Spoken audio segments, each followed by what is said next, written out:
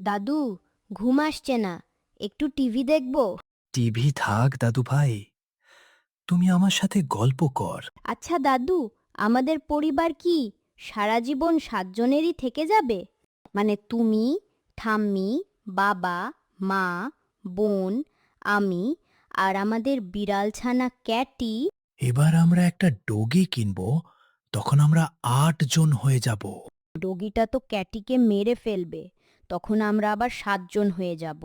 তুমি বিয়ে করে নতুন বউ আনবে, তখন আমরা আবার ৮ জন হয়ে যাব। কিন্তু বোন বিয়ে করে চলে গেলে আমরা আবার ৭ জন হয়ে যাব। তোমার ছেলে অথবা মেয়ে হলে আমরা আবার ৮ জন হয়ে যাব। কিন্তু তুমি মারা গেলে আমরা আবার ৭ জন হয়ে যাব। হারামজাদা, তুই যা গিয়ে টিভি দেখ।